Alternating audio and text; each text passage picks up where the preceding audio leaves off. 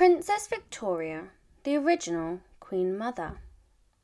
Queen Victoria was known as the grandmother of Europe, but her own mother was also a Titan with scandalous romances and disturbing parenting.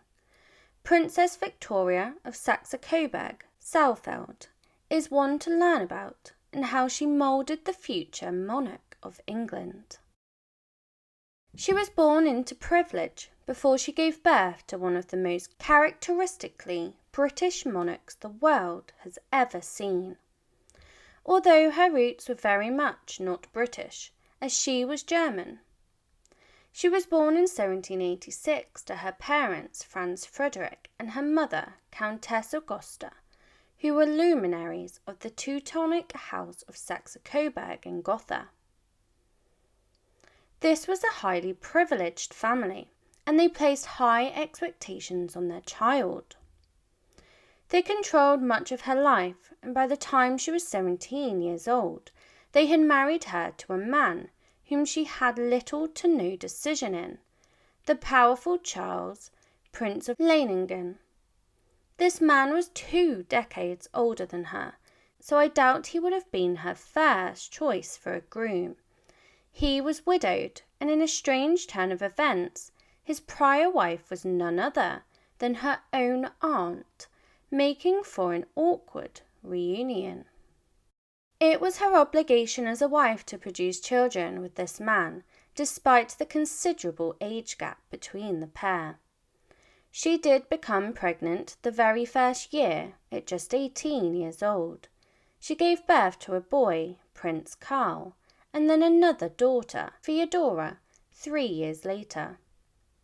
Victoria was barely in her 20s and already a mother of 2, but she had higher ambitions for herself and she wished to become as powerful as possible. Whatever disappointments Victoria's life had on the private front during these years, they definitely didn't show in public. It was her brother's choice in bride that would gain the family direct access to the British throne. Her brother Leopold married Charlotte, the Princess of Wales, who was the future heir to the throne, until one day it all came crashing down. In the summer of 1814, Victoria's much older husband, Prince Charles, passed away. She was left alone with 2 children. But if anyone could handle dire situations alone, it was her. It wasn't long before she became the regent for her son Karl, though this was only foreshadowing for her much bigger role in royalty. Just as Victoria had gained momentum in her life again after losing her husband, an event that should have been filled with celebration for the birthing of an heir for her brother and the Princess of Wales, turned into a tragedy when the princess gave birth to a stillborn son.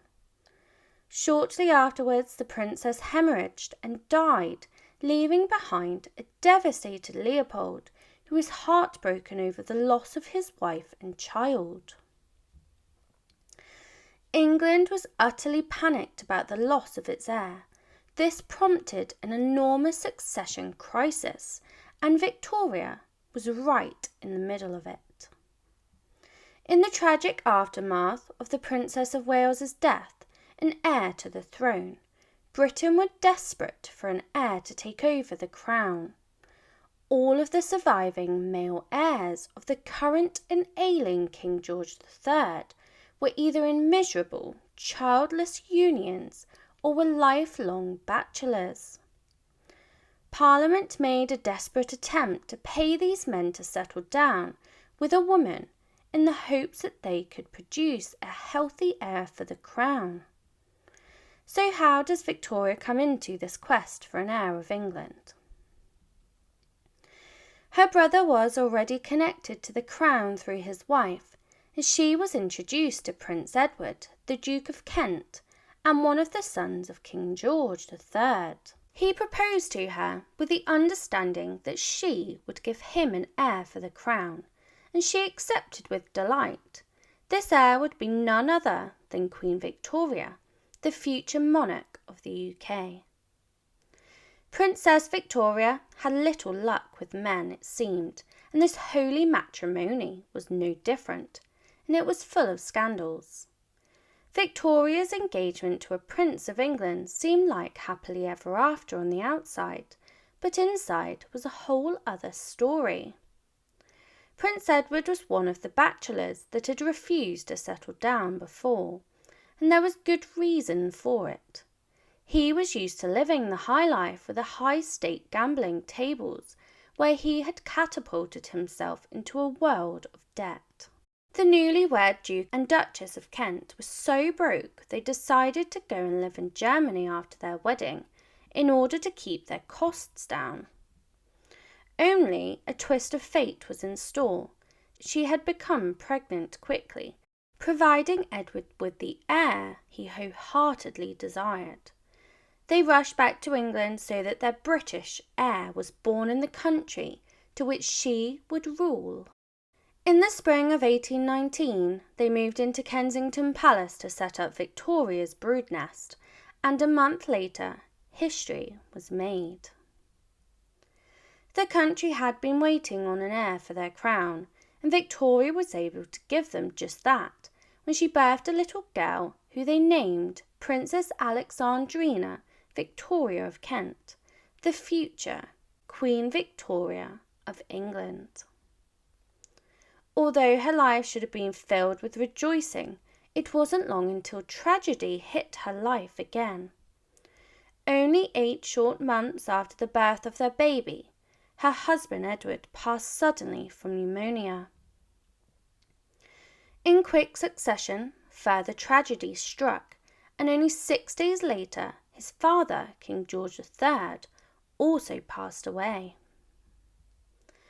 The British throne was crumbling rapidly, and Victoria was yet again widowed at such a young age, with a young royal heir to nurture by herself. It would have been tempting for the young Duchess of Kent to have returned to her home in Germany, especially as she did not speak the language. She had a privileged life in a palace in Coburg that she could have escaped to, but instead she played a different hand, and it paid off for her. She had always been power-hungry, perhaps due to the high expectations that were put on her as a child, and how she had never found true love, but only gained husbands through political game-playing. She placed herself firmly in England and rolled the dice on her daughter's future, in the hope that she would one day gain the ultimate power over Europe. But unfortunately for her, her ride was not a smooth one to power. When she announced she would be staying in England, the people were not impressed. Her husband had left behind a mountain of debt, and so she requested that Parliament pay for her extravagant lifestyle, for her and her precious heir. They were not happy about this arrangement, and the solution they provided was downright insulting. They provided her with a impoverished and decaying room in Kensington Palace. She shared this life with a whole bunch of other downtrodden nobles who had fallen in hard times, proving just how little they thought of the princess and her heir. I doubt this was the welcome she was expecting, and one she probably felt she did not deserve, but by then she had bigger things to worry about. Victoria was outspoken on her plans for power, corruption and lies, and it didn't take long for her to make more rivals in the royal court. In 1830, she got herself in trouble with those with the most influence in the court. The year the king passed, she had made enemies with his successor, his brother William IV. He was perhaps bitter of the Duchess and her ability to provide the heir of England that he was never able to, and she made sure to use this to hold him over a barrel. William was elderly and had still not produced any legitimate children. His only option was to rely on this overzealous Duchess and her daughter to keep the line going. Their feud went both ways. King William had produced loads of illegitimate children with one of his mistresses, Dorothea Jordan. Victoria was disgusted by the debauched behaviour of William, and she refused to visit the English court because of it. She was so against the king, she refused her daughter to attend his coronation. This was supposedly because she didn't like the way that they were going to place her in the proceedings. The ceremony would not be about her, and so her excuses did not go unnoticed, branding her with a reputation for self-entitlement. She was able to use the air she had produced to act like the woman of the hour, and her feud escalated with William when she refused to acknowledge the letters from his wife Adeline. Not only did she refuse to stand with her at the horse stables, instead demanding that she stood alone, she was also horrifically rude. Duchess Victoria flexed her air in front of the British court often, rubbing her ability to bear children in the face of Adelaide, who, despite years of trying for a child, could not produce due to being too old. Her desire for power and control began to show with her own daughter, and she began to exhibit disturbing behaviour with her too. The famous stories of how Queen Victoria was brought up as a child are no myth, and the Duchess of Kent, who was used to getting her own way, controlled every little aspect of her life. This was when the famous Kensington system was born, and the bitter relationship between Victoria and her daughter began. The Kensington system was designed to keep young Victoria as far away from everyone as possible. The Duchess forced the girl to sleep with her every night, refused her nearly all playmates except for the family dog, and put her under a strict tutoring regime to turn her into the perfect ruler. Oh, and she especially kept the girl away from King William's side of the family.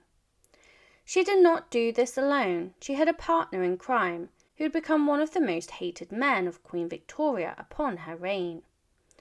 Duchess Victoria and her beloved partner John Conroy also had a huge hand in building it. Conroy took on the system as his own, showing even more devotion to it than the Duchess herself. Unsurprisingly, nearly everyone in court hated Conroy too, and he earned the spiteful nickname King John for all of the influence that he thought he had. The partnership of the Duchess and Conroy turned dark, and it is alleged that they were lovers too, despite him being married. Pretty hypocritical considering her distaste to the prior king's debauched affairs. They would try to come up with new ways to control and direct their little monarch-to-be. The Kensington system was set up as a ploy to keep little Victoria under their control, so they could gain a powerful regency over the country. Her hope was Victoria would become queen before the age of 18, meaning she would need a regent by her side. The pair were ruthless with their plans, pressurizing her into more and more events that led to little Victoria's collapse. Conroy and the Duchess forced the princess to attend a grueling tour of England, visiting town after town to drum up support for her coronation.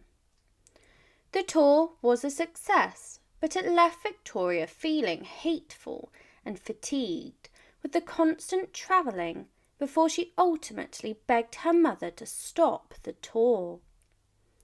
In October 1835, the exhausted 16-year-old girl fell ill.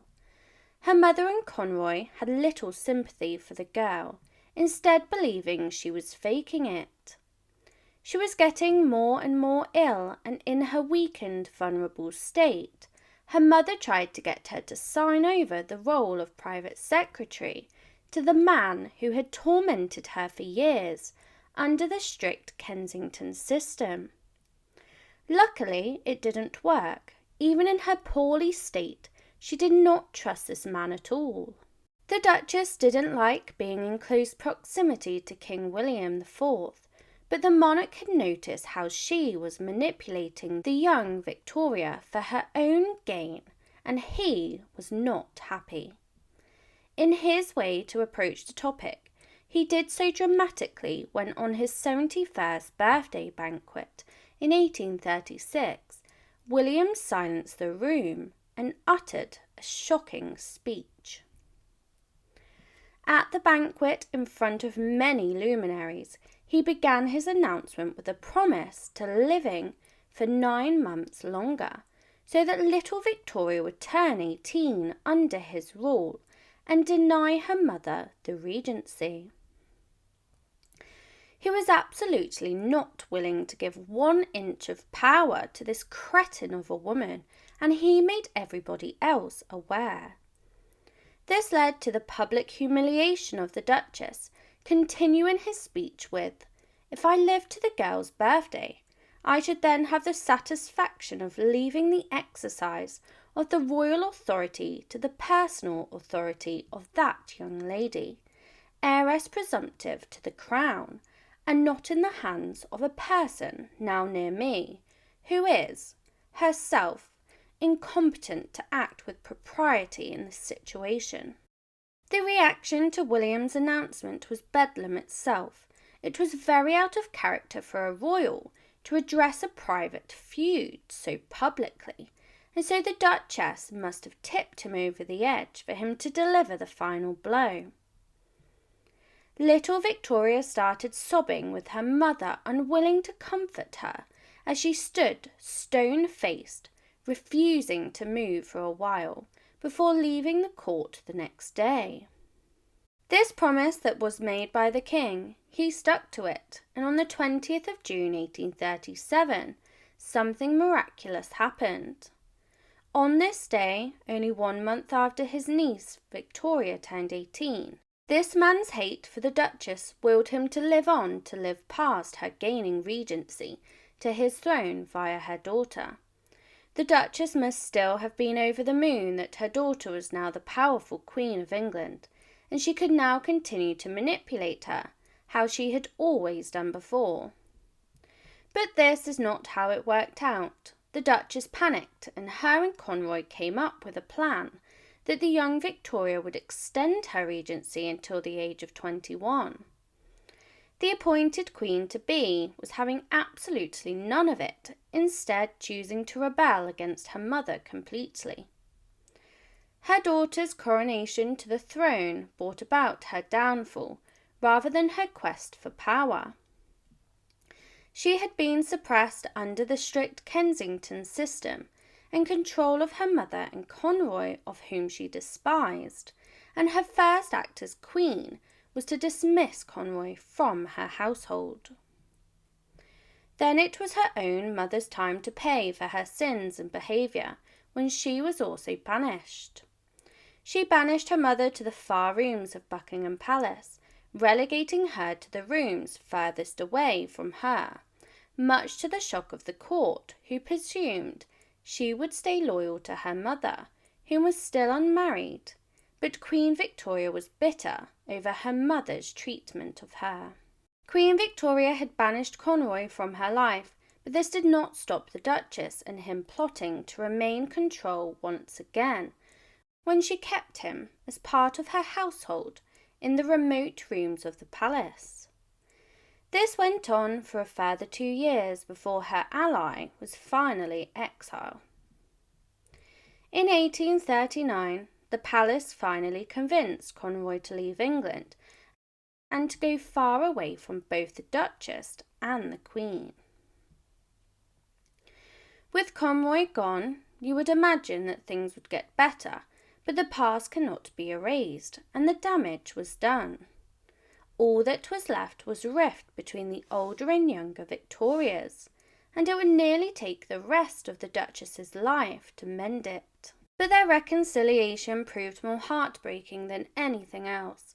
The pair would grow closer slowly over the years, with Conroy out of their lives, but she did not become a trusted member of the household until the Queen gave birth to her first child, and the women had a heartfelt reconciliation, and the Duchess became a doting and not a meddling grandmother. In 1854, the Duchess lost one of the most important people in her life, and that was Conroy himself. That year he passed in Wales while deeply in debt, causing the news to reach the Queen, who reacted in a sweet rather than bitter way when she wrote to her mother when she stated, "Divisions between you and me, which could never have existed otherwise, they are buried with him." She wrote back to her daughter defending him, scrawling, "I shall not try and excuse the many errors that unfortunate man committed, but it would be very unjust if I allowed all of the blame to be thrown on him." When Conroy passed, the palace made a disturbing discovery when the numbers he had meddled with at the palace did not add up. It was revealed that he had been taking significant sums of money from her. She was, unbeknown to her, another victim of his. By the 1860s, the Duchess was in her 70s. She had become a grandmother many times over. She was in poor health, and she spent her years near Windsor Castle, in Frogmore House. This happens to be the place where Prince Harry and Meghan Markle had their wedding reception. It was here her health declined further, and the end was near. Queen Victoria was a carrier of the sickly blood-clotting disease, but it is a mystery of where this came from, as no one before her had it. This is where the rumour that the Duchess of Kent had an affair, and that Queen Victoria was the love child with that mystery man. There is one more piece of evidence for this theory. Another royal disease was porphyria. This had been prevalent in her ancestors, especially in her grandfather, Mad King George III. This disease failed to be passed on after Victoria, but haemophilia rose instead. Did the Duchess portray a legitimate heir of England, or was she the product of a steamy affair? It is unlikely that a carrier of haemophilia was the Duchess's lover, as he wouldn't have lived long enough into adulthood before he died. It is a possibility that the Duchess was the one whom passed this fatal disease on to her daughter, since it is a random mutation in 30% of cases. On March 16, 1861, the 74-year-old Duchess of Kent took her last breath after a lifetime of drama. The relationship with her daughter strengthened with each passing year, and Queen Victoria was still at her side when she passed, holding her hand. Her letters held even more drama that the Queen snooped on upon her death. Maybe she was going to finally get closure on her mother's behaviour over the years.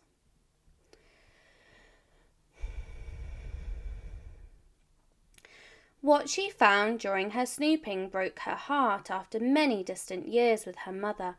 It was finally revealed in her mother's letters just how much she really loved her daughter.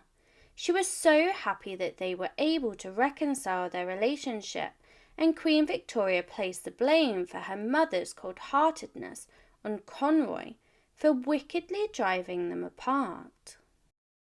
Queen Victoria's father, Prince Edward, Duke of Kent and Strathearn, was a remarkable figure in British history. Born on the 2nd of November 1767, he was the fourth son and fifth child of King George III, but his legacy extends far beyond his royal lineage. In 1799, Prince Edward was bestowed with the prestigious titles of Duke of Kent and Strathearn, as well as Earl of Dublin. This marked a turning point in his life, propelling him into positions of great importance and influence.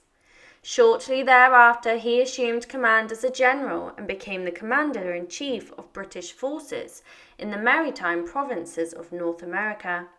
This strategic appointment showcased his military prowess and leadership skills. The Duke's journey took an adventurous turn when he became the first member of the royal family to reside in North America for an extended period. From 1791 to 1800, he immersed himself in the vibrant cultures of the New World, fostering a unique understanding of the land and its people.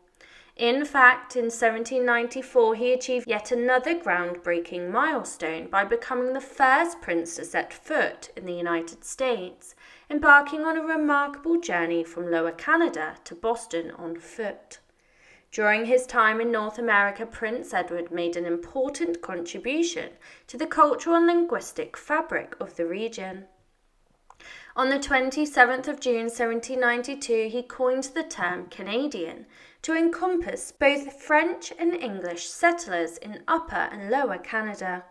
This momentous act of linguistic diplomacy aimed to bridge the divide between the two groups, and it occurred during a riot at a polling station in Charlesburg, Lower Canada. Consequently, he earned the enduring title of the Father of the Canadian Crown, symbolizing his profound impact on the development of Canada. Prince Edward's illustrious career continued to flourish upon his return to Europe, and in 1802 he was appointed Governor of Gibraltar, a position he held until his untimely death in 1820. Throughout his life he demonstrated a deep commitment to the armed forces, culminating in his appointment as Field Marshal of the forces in 1805. Although Prince Edward's time on earth was tragically cut short, his legacy endured through his only child, Victoria. 17 years after his passing, Victoria ascended to the throne and became the iconic Queen of the United Kingdom. Thus his spirit lives on, forever intertwined with the pages of history. Prince Edward made his grand entrance into the world on the 2nd of November 1767 as the cherished offspring of King George III and Queen Charlotte. Being fourth in line to the British throne, his birth held great significance for the royal family and the nation.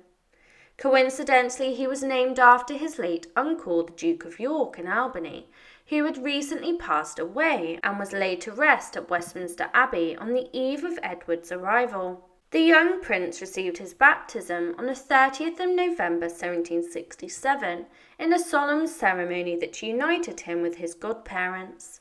These esteemed individuals included the hereditary Prince of Brunswick-Lunenburg, who stood as a proxy for his paternal uncle through marriage, the Earl of Hertford, the Earl of Huntingdon, and who acted on behalf of Duke Charles of Mecklenburg-Strelitz, Edward's maternal uncle, and the hereditary Princess of Brunswick-Wolfenbüttel, represented by a proxy due to her absence. Additionally, the Landgravine of Hesse-Kassel, Edward's paternal grandfather's sister, found her presence replaced by the Duchess of Argyll, who served as Lady of the Bedchamber to the Queen. This baptism marked a significant moment in Prince Edward's early life, as it connected him to a network of influential figures and established his place within the royal lineage. Prince Edward embarked on a distinguished military career that spanned continents and made a lasting impact on history. He began his training in Hanover in 1785, but changed plans upon the advice of the Duke of York, pursuing military education in Hanover. At 18, he became a brevet colonel in the British Army and continued his education in Geneva. He joined the influential Masonic Lodge de l'Union. In 1789, Prince Edward became Colonel of the Royal Fusiliers. However, missteps led to his exile to Gibraltar as a regular officer. In 1791, he transferred to Quebec, becoming the first royal to tour Upper Canada. Prince Edward rose to Major General and displayed courage during the battle. And in Halifax, Nova Scotia, where he served as Commander-in-Chief of the Royal Navy's North American Station, he shaped the city's military defences and transformed a residence into an enchanting prince's lodge. After a fall from his horse in 1798, he returned to England and was granted prestigious titles, along with the role of Commander-in-Chief of British forces in North America. Appointed Governor of Gibraltar, his strict discipline caused a mutiny, but he refused to return to England until his successor arrived. He was promoted to Field Marshal and appointed Ranger of Hampton Court Park, and Prince Edward balanced military discipline with friendliness, supporting social experiments and advocating for Catholic emancipation. Prince Edward's career showcased his passion for military service, his impact on various regions, and his commitment to social causes. Following the untimely death of Princess Charlotte of Wales in 1817, the British royal succession faced uncertainty. The Prince Regent George IV and his brother Frederick, Duke of York and Albany, were estranged from their wives and had no legitimate surviving children. The king's daughters were childless, and his unmarried sons rushed to secure marriages to ensure an heir to the throne. Among them was Prince Edward, Duke of Kent. At the age of 50, Prince Edward sought a suitable marriage partner and became engaged to Princess Victoria of Saxe-Coburg-Saalfeld, the sister-in-law of his late niece Princess Charlotte. The couple married on the 29th of May 1818 at a palace in Coburg and had a second ceremony on the 11th of July 1818 at Kew Palace in Surrey. Princess Victoria was the daughter of Francis, Duke of Saxe-Coburg-Saalfeld, and the sister of Prince Leopold, who had been married to Princess Charlotte. She was a widow, having been previously married to Emmet Karl, 2nd Prince of Leiningen, with whom she had 2 children. On the 24th of May 1819, the Duke and Duchess of Kent welcomed their only child, a daughter named Alexandrina Victoria. The Duke took great pride in his daughter, even predicting that she would one day become the Queen of the United Kingdom. Throughout his life, the Duke of Kent had various reported mistresses. While in Geneva, he had relationships with Adeline Duchess and Anne Marie. Madame de Saint Laurent, also known as Julie de Saint Laurent, accompanied him to Canada in 1791 and remained by his side for 28 years until his marriage to Princess Victoria in 1818. Despite claims of descendants from these relationships, thorough research has confirmed that no children were born from any of these unions. Prince Edward's marriage to Princess Victoria solidified his place in the royal succession and eventually led to the birth of Queen Victoria, one of the most significant monarchs in British history. In his later life and in 1801, the Duke of Kent acquired Castle Hill Lodge in Ealing, West London, purchasing it from Maria Fitzherbert. Architect James Wyatt was enlisted to enhance the property, and over £100,000, or £8.1 million in 2021, was invested in its renovation. Notably, the Duke's neighbours from 1815 to 1817 were John Quincy Adams, the future US President, and his English wife Louisa. Adams documented attending church with the Duke of Kent and hearing a sermon by Dr. Crane in August 1815. After the birth of Princess Victoria in 1819, the Duke and Duchess sought a cost-effective residence to manage their significant debts. They opted to lease Walbrook Cottage, situated by the seaside in Sidmouth, Devon. They intended to keep a low profile during their stay. Tragically, the Duke of Kent succumbed to pneumonia on the 23rd of January 1820 at Walbrook Cottage in Sidmouth. He was laid to rest in St George's Chapel at Windsor Castle, and his passing occurred just 6 days before the death of his father, King George III, and less than a year after the birth of his daughter. As the Duke predeceased his father and elder brothers, and none of his elder brothers had surviving legitimate children, his daughter Victoria ascended to the throne following the demise of her uncle King William IV in 1837. She went on to reign until 1901. In 1829, the Duke's former aide acquired Castle Hill Lodge from the Duchess in an attempt to alleviate her financial burdens. The debts were ultimately settled after Victoria assumed the throne and gradually paid them off from her own income.